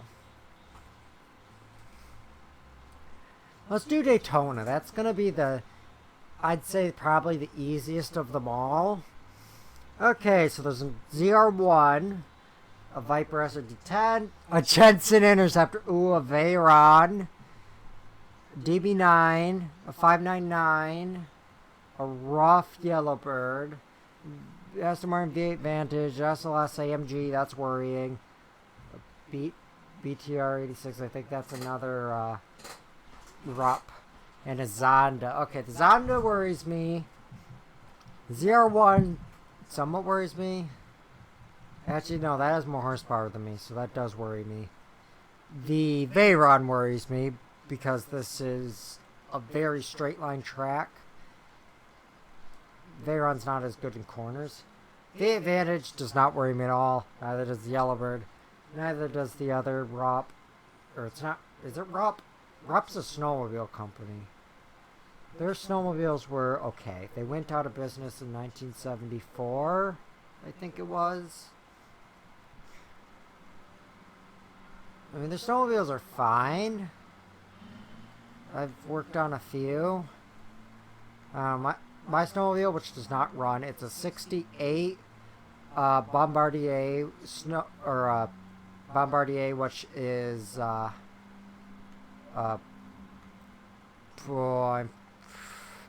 Skidoo. What?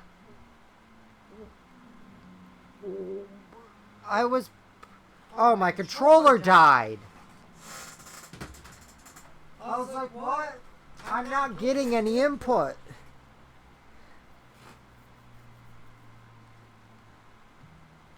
No, I need controller settings. Settings, game. Quit game. What do I do? Oh, is it? No, because I didn't plug in the controller. Settings.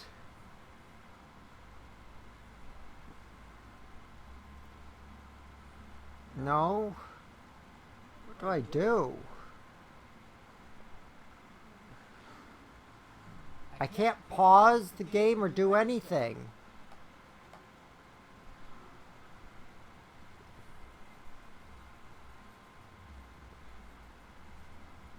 What? It's trying to tell me to go to bed. I will not allow it. Okay, I guess we have no option but to completely restart the game.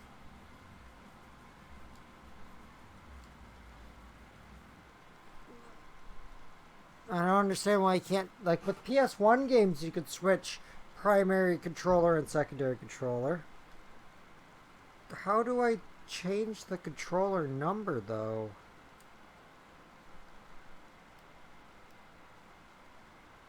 The controller is turned off. Okay, I gotta look over to Google. Okay, PS3, how to change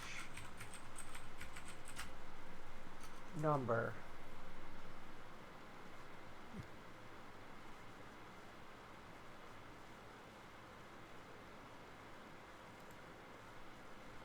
Controller settings or other settings from the menu. Where?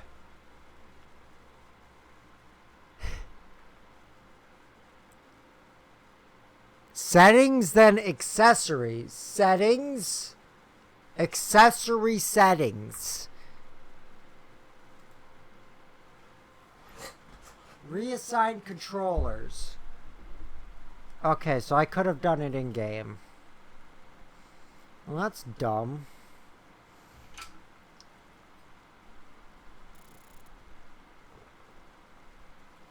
Nope. I don't know why the PlayStation stopped output for a second. Sorry about those test bars. No, they're not even test bars. It's just an error screen. I mean, they're colors, but there's no... It doesn't have enough stuff to do the white... or not white balance, but the luminance or whatever the fucking thing's called. I don't know. I'm not a TV technician. Oh, no. I mean, it is a bit bullshit because all the car packs... The cars are on the game. They're downloaded to my system. I can't use them... because I cannot go to the store to buy them because they're not on the store anymore. They have not been since 2014. Store's still up, I believe. They just took the DLCs down after the release of GT6 or something. Or maybe it was GT Sport or whatever. I'm not sure. But it just... You know, they're on. The only way I can access them is with save data editing, putting them in my garage. Well, I'm not going to do that, but it's fucking bullshit. They're on my system. I cannot purchase them because you will not allow me to. I would. I think it's only like $5 for the car pack. I would pay for them, but you don't allow me to. So what am I supposed to do? Oh, it did not save my upgrades. Fun.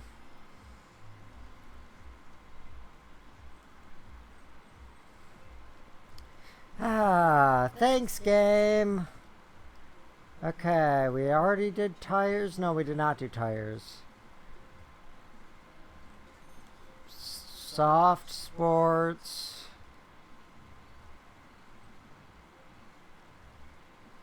Fixed sports suspension.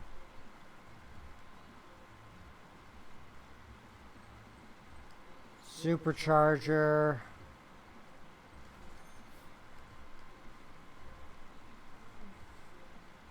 And then we're left with 6,000.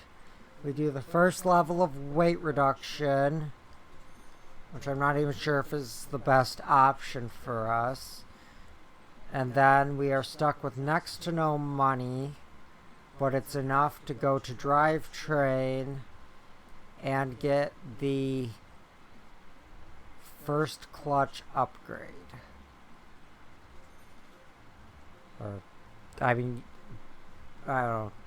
It's a clutch upgrade. The twin plate, I don't know what the difference is in game. I understand the difference in real life of a multi-plate clutch to a single plate, but I don't know what it actually does in game other than probably reduce shift time. But shift time is already pretty minimal on most of these. Okay, so Supercar Festival. Daytona. This controller shouldn't die. It's been plugged in for a while.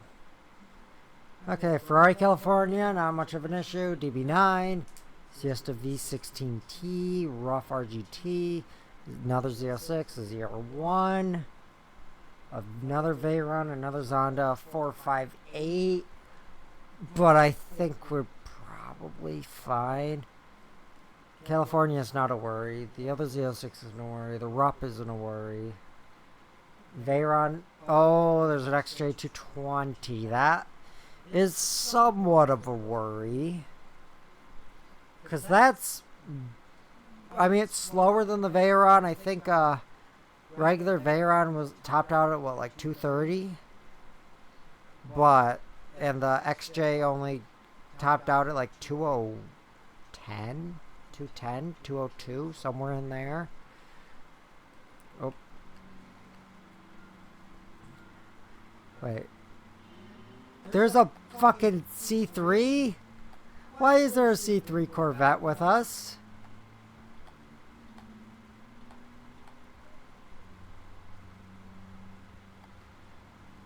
Or a C4.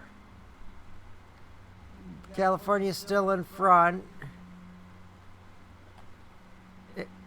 We both got a V8. Theirs revs a lot better. It's a high revving V8. Well, this is... Okay, so I could buy the 6-speed. It does only have a 5-speed. I think it's by default the close ratio, though.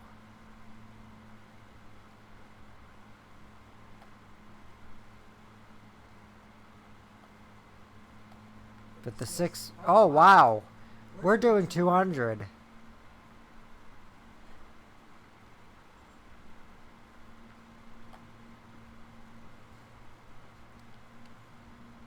Yeah, with the 6-speed, I wonder if we could actually, because this is, I think it might be before the Veyron, the one that can get up to 265, and obviously way before the Chiron, which I think got up to like 280.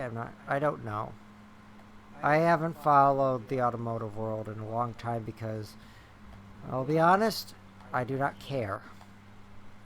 I'm certainly going to try to go to the Detroit Auto Show again, but there's not going to be too much that interests me there. Like, sure, I mean, a new Volvo or... You know, they'll be nice to see, and I just love being at trade shows. Trade shows are, oh, they're so much fun. Like, my father always preferred going to, whatever the one, it's also at the Detroit Event Center. We're lapping the last place. Amazing. Granted, they took a fucking C4 Corvette. Or C3 Corvette. Wait, huh? That... It is a... Okay, my brain's messed up. I think. I don't know. Maybe their numbers are messed up, because I thought C3 was 63 to 67. I don't know. I don't know Corvettes. But why would you bring that to a supercar race against a fucking Veyron? like, I'd understand, because there was the one with the, like, aluminum block, you know, that they only made, like, 2 of, because it was designed for Can-Am and whatnot. Okay, so let's do high-speed circuit, because we won that easily. Drink more.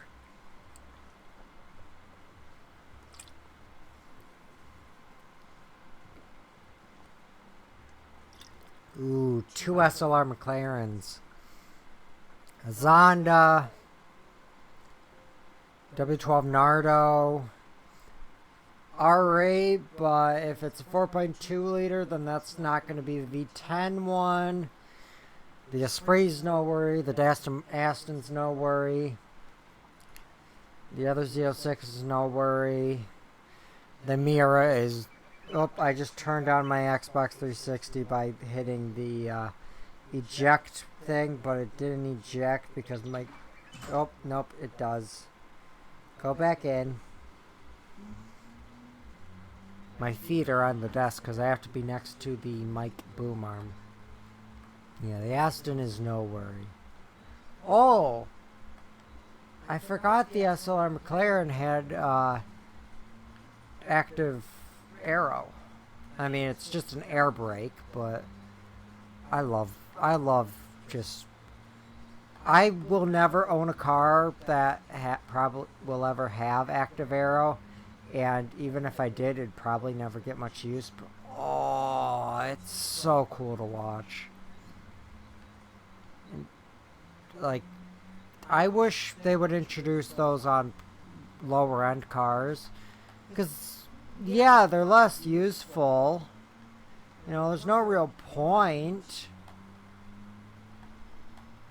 But an air brake is an air brake. It's still going to slow the car down without wasting to friction, while not to, you know, friction turning into heat. Instead, it's drag.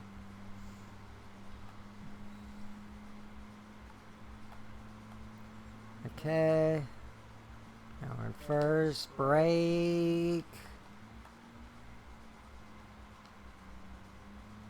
Come on. Oh, W12's on our ass. That W12 is... Or W16. Oh, I was paying too much attention to behind me. I didn't think about... Oh, it's about to overtake. Yep, there goes. Oh... Why is the Esprit in third? The Esprit is beating a Veyron and a Zonda. I mean, it makes sense that's beating the Veyron. This track has corners. But the Zonda... I mean, it's a standard Zonda, not one of the ones with the full carbon body and, you know... like, bunch of weight reduction. I mean, the Zonda, I've never seen one IRL, but those things are beautiful. Like, the interior with the exposed gear linkage. Oh, I'm not too familiar with their later ones, like the Hira and whatever they're making now, but the Zonda, oh. I love the wing mirrors on them as well. Oh, Jesus, W12 is so much more powerful than me.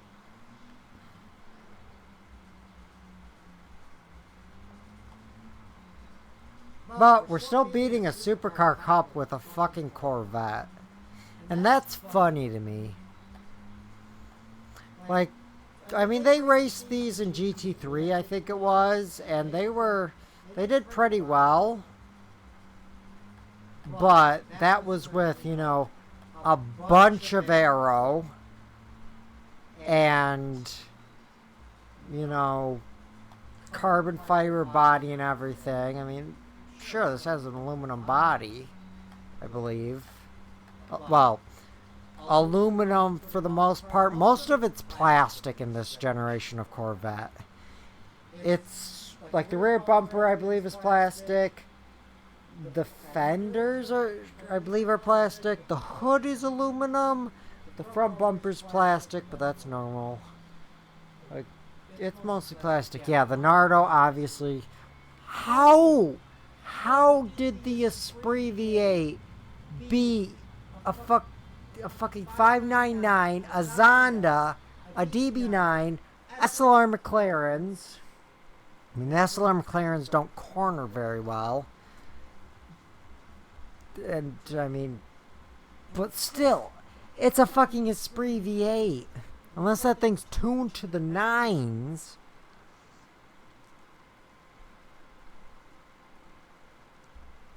Oh yeah, it's almost 10 o'clock. I am feeling very tired.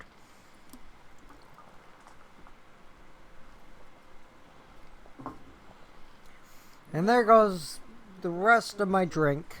But, okay, XJ220, that's a bit of a worry. Vanquish, no worry. 01, not much worry. TVR, that's a bit of a worry. Zonda, bit of a worry. Esprit, I guess that's honestly a bit of a worry now. Le Mans Quattro, that's a lot of a worry. CTR Yellowbird, not much. 512, no worry. Gallardo, not too much. GTR Spec 5, not much. It's the GP circuit of the Nürburgring. I am not too familiar with this track.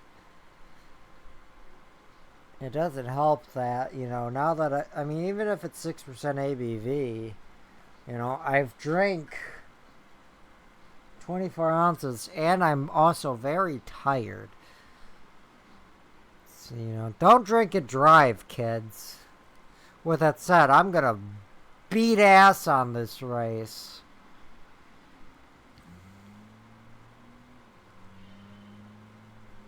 And at least there's no Nardo. The Nardo W16 is just... use them to help me stop. Oh... Thank you for helping me turn Jag. The Jag worries me because that... Oh, what I wouldn't give to just have, you know, one lap, you know, with, you know, like if I don't know, the ones that they... Okay, I didn't realize that was so tight. I was distracted thinking about Jaguars. But, oh, I love that Jag. Oh, sand. We could just skip the corner though, sure. I mean, the Jag's on our ass now, but this is this is the first time I've done the GP circuit of the Nürburgring in GT5 at least. I think I've done it in like a Assetto Corsa. And obviously I've done the Nordstrom. Oh, oversteer. We'll restart. Oh, God, this is so much more technical than I am. Oh, I feel very drunk, but it's just me being sleepy, I think. The alcohol is affecting it a bit, I think. But I think it's mostly just I'm quite sleepy and the alcohol's making me sleepy. I don't know. But we can win this. It's just with the lack of... Oh, yes. And because that's a soft top. Damn it, you fucking Xbox! Put your damn dick... What? Fucking drive back in. I sound like a fucking Tommy Wiseau. I'm not drunk. I'm just very sleepy. The Xbox ruined. Fuck Xbox. Fuck you, Bill Gates. Bill Gates, more like fucking William Doorway. I don't fucking know. I just bumped my mic stand, so you probably can barely hear me now, which is probably for the best. Break, break, break, break, break. This isn't even the... This is just the first lap. We're in 4th. We might need some more upgrades. I'm not letting myself sleep until I do this, unless I'm, you know, doing very, very bad. Break, break, break, break, break, break, break. Oh, whoa. Okay, that's a restart. Oops, sorry. Oh, I am not drunk. It's only 6% ABV. I'm just tired. And maybe a bit drunk, but not drunk, just fucking sleepy. You know, when you drink the alcohol engine, you get all the alcohol in your head, and then your head go, oh, sleep time.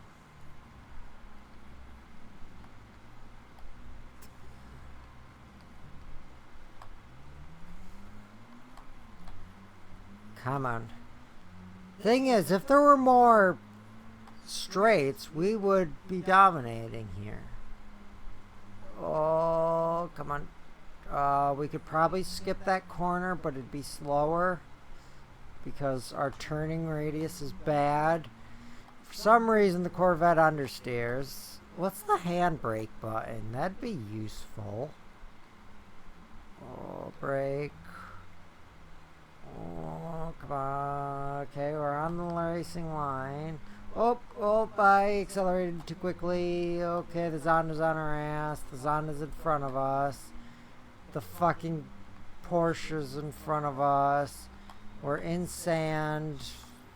We've lost. Okay, I'm gonna do this more. I gotta get some fucking sleep. Oh, God. Oh, Jesus. I can barely keep my fucking head up.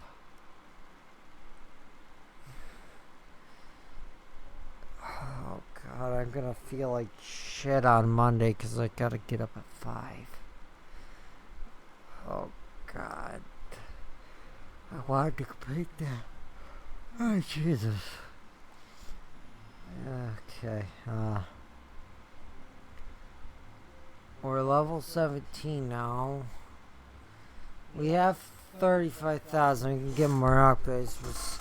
That's gonna be it for tonight. I thank you all for watching and have a good